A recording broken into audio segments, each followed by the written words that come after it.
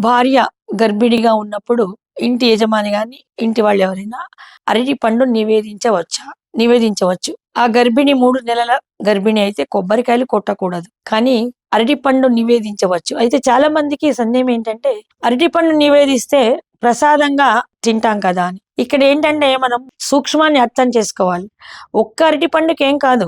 అరటిపండు, బొప్పాయి పండు వేడి చేసే వస్తువులు కాబట్టి గర్భిణిగా ఉన్నప్పుడు ఆమె కూడా ఆ ప్రసాదాన్ని స్వీకరించాలి, కుటుంబ సభ్యురాలు కాబట్టి.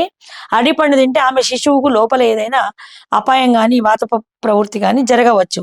కానీ చిన్న ముక్క అరటిపండు తిన్నంత మాత్రం ఒక్క పండు తిన్నా కూడా ఏమీ కాదు. రెగ్యులర్ గా అరటిపండు ఏమీ తినకూడదు. మళ్ళీ ఇంకొకటి అరటిపండు, ఖర్జూర పండ్లు, బాదం పలుకులు స్వామికి ఎక్కడనే ఏ పూజలైనా నివేదించవచ్చును.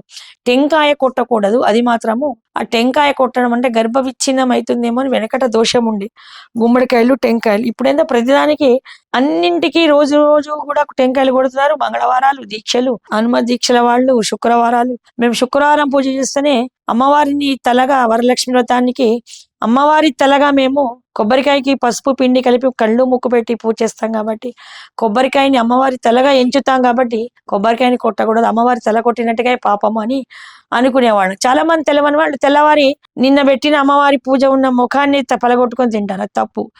ఆ అమ్మవారి యొక్క ఆ పసుపు ఇవన్నీ కడిగి మన ముఖానికి పెట్టుకొని అవి మన చెట్లలో నీళ్ళలు పోసుకొని ఆ టెంకాయని గుమ్మానికి ఎర్రటి బట్టల్లో పసుపు కుంకుమ వేసి కట్టుకోవాలి.